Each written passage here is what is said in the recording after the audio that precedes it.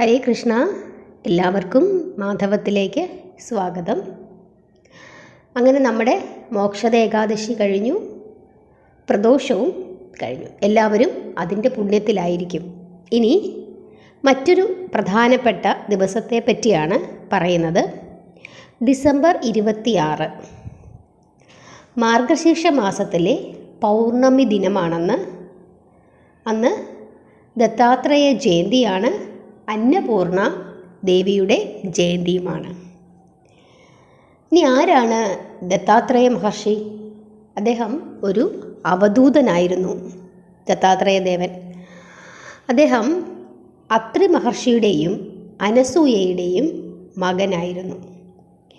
ഈ അത്രി മഹർഷിയും അനസൂയയും ത്രിമൂർത്തികളുടെ ശക്തിയും ഗുണങ്ങളുമുള്ള ഒരു പുത്രനെ ആഗ്രഹിച്ച് വളരെ കാലം പ്രാർത്ഥിച്ചിരുന്നു. അങ്ങനെ അവർ ആ പ്രാർത്ഥനയിൽ മുഴുകിയിരിക്കുന്ന സമയത്ത് ലക്ഷ്മി, സരസ്വതി, പാർവതി എന്നീ ദേവിമാർ ഇങ്ങനെ പാതിവൃത്യത്തെപ്പറ്റി ചർച്ച ചെയ്യുകയായിരുന്നു. ആ സമയത്ത് അവിടെ നാരദൻ വരികയാണ്. നാരദ മഹർഷിയും ഇവരുടെ ഈ ചർച്ചയിൽ പങ്കാളിയായി. അപ്പോൾ നാരദ മഹർഷി പറയുകയാണ്, അനസൂയ എന്ന് പറയുന്ന അത്രി മഹർഷിയുടെ പത്നി വളരെയധികം പാതിവൃത്യ ശക്തിയുള്ളവളാണ് എന്ന് നാരദനിൽ നിന്നും ഈ 3 ദേവിമാരും അറിയുന്നു.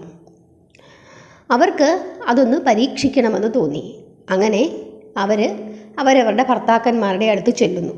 അപ്പം മഹാലക്ഷ്മിയുടെ ഭർത്താവ് ആരാണ്? ഭഗവാൻ നാരായണൻ. സരസ്വതി ദേവിയുടെ ഭർത്താവ് ബ്രഹ്മാവ്. പാർവതി ദേവിയുടേത് എല്ലാവർക്കും അറിയാം, പരമശിവൻ.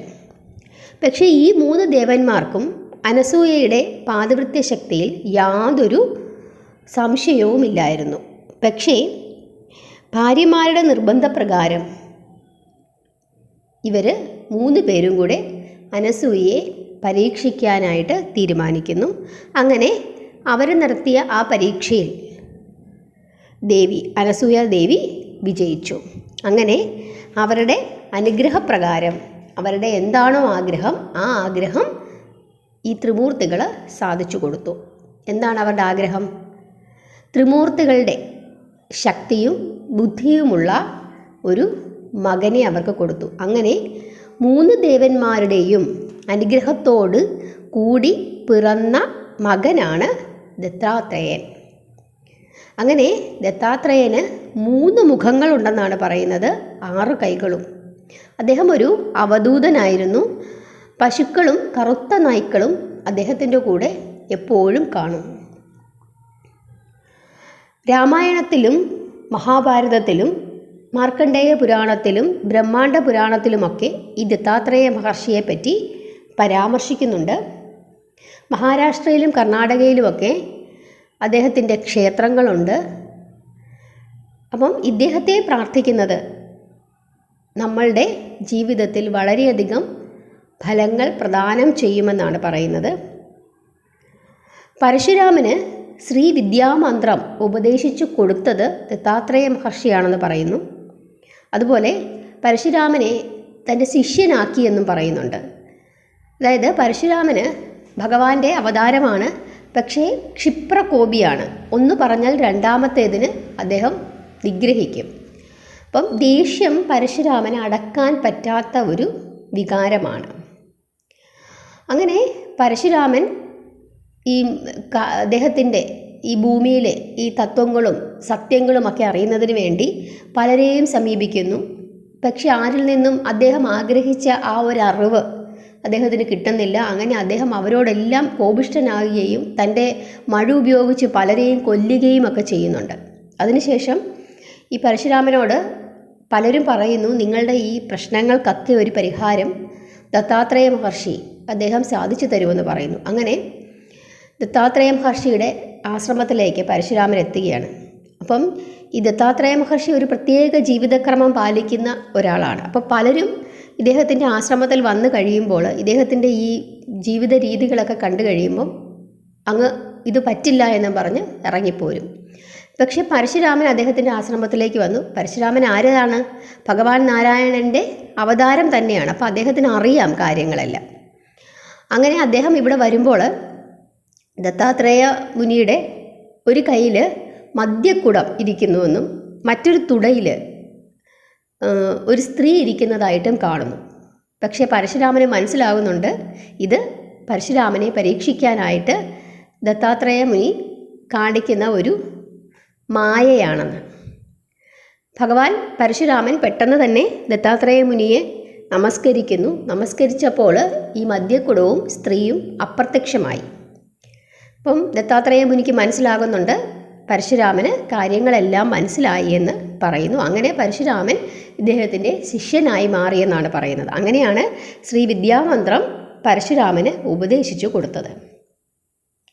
അപ്പം അന്ന് ഈ 26-ാം തീയതി, അതായത് മാർഗശീർഷ മാസത്തിലെ പൗർണമി ദിനത്തിലാണ് ദത്താത്രേയ ജയന്തിയായി ആചരിക്കുന്നത്.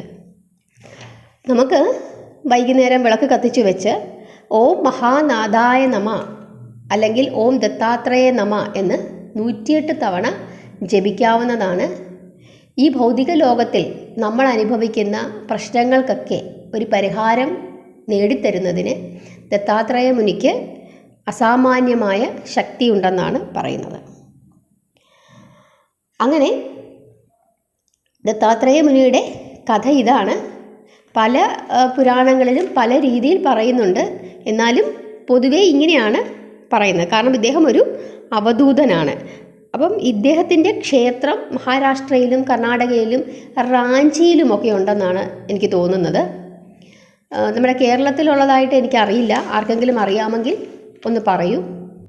എന്തു തന്നെ ആയാലും ത്രിമൂർത്തികളുടെയും അനുഗ്രഹമുള്ള ആളാണ് ദത്താത്രേയ മഹർഷി.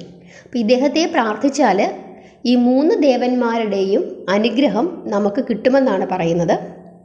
അതുകൊണ്ട് തന്നെ ഡിസംബർ 26-ാം തീയതി നിങ്ങൾക്ക് രാവിലെയോ വൈകുന്നേരമോ എപ്പോഴെങ്കിലും സമയം കിട്ടുമ്പോൾ ഓം ദത്താത്രേയ നമ എന്ന് നിങ്ങൾക്ക് ജപിക്കാം. അല്ലെങ്കിൽ ഓം മഹാനാഥായ നമ എന്ന് ജപിക്കാം. 108 തവണ ജപിക്കാൻ പറ്റുന്നെങ്കിൽ അങ്ങനെ ജപിക്കുക. അതുപോലെ ഈ ഡിസംബർ 26-ാം തീയതി പൗർണമിയാണ്. അന്നപൂർണ ജയന്തിയായിട്ടും ആചരിക്കുന്നുണ്ട്. അന്നപൂർണ ദേവി ആരാണ്? ദേവിയുടെ കഥ എന്താണ്? ക്ഷേത്രം എവിടെയാണുള്ളത്? ഇങ്ങനെയൊക്കെയുള്ള കാര്യങ്ങൾ ഞാൻ അടുത്തൊരു വീഡിയോയിലിടാം. ഇതെല്ലാം കൂടെ ആകുമ്പം ഈ വീഡിയോ ഭയങ്കരമായി ലെങ്തി ആവും. അതുകൊണ്ട് എന്തായാലും ഡിസംബർ 26-ാം തീയതി നിങ്ങളുടെ പ്രാർത്ഥനയിൽ ദത്താത്രേയ ഭഗവാനും അന്നപൂർണ ദേവിയെയും ഉൾപ്പെടുത്തുന്നത് വളരെ നല്ലതാണ്. അന്നപൂർണ ദേവിയുടെ കഥ ഞാൻ അടുത്ത വീഡിയോ ആയിട്ടിടാം. നിങ്ങളതെല്ലാവരും കേൾക്കുക. എന്നിട്ട് ആ രീതിയിൽ പ്രാർത്ഥിക്കുക. ഓരോ ദിവസവും ഓരോ പ്രത്യേകതകളുണ്ട്. അതുകൊണ്ടാണ് ഓരോ ദിവസത്തെ പ്രത്യേകതകൾ ഞാൻ പറയുന്നത്. അങ്ങനെ പറയുമ്പോൾ നമുക്ക് അറിയാൻ പറ്റും. ഇപ്പം പലർക്കും ദത്താത്രേയ ഭഗവാനെ പറ്റി അറിയണമെന്നില്ല. അതുപോലെ മഹാദേവിയുടെ പല പല ഭാവങ്ങളാണ് അന്നപൂർണാദേവി, അല്ലെങ്കിൽ ത്രിപുരസുന്ദരി, വരാഹി, അങ്ങനെ പല ഭാവങ്ങളുണ്ടല്ലോ ദേവിക്ക്. അതിൽ ഒരു ഭാവമാണ് അന്നപൂർണാദേവി. അപ്പം അന്നപൂർണാദേവിയുടെ ഒരു കഥയുണ്ട്. ആ കഥ ഞാൻ അടുത്ത വീഡിയോയിൽ പറയാം. വളരെ മനോഹരമായ ഒരു കഥയാണ്. അപ്പം ഇങ്ങനെയുള്ള കഥകളെല്ലാം നിങ്ങൾ കേൾക്കുന്നത് തന്നെ വളരെ പുണ്യമാണ്. അങ്ങനെ എല്ലാവരും കേട്ട് പ്രാർത്ഥനയിൽ ഉൾപ്പെടുത്തുക.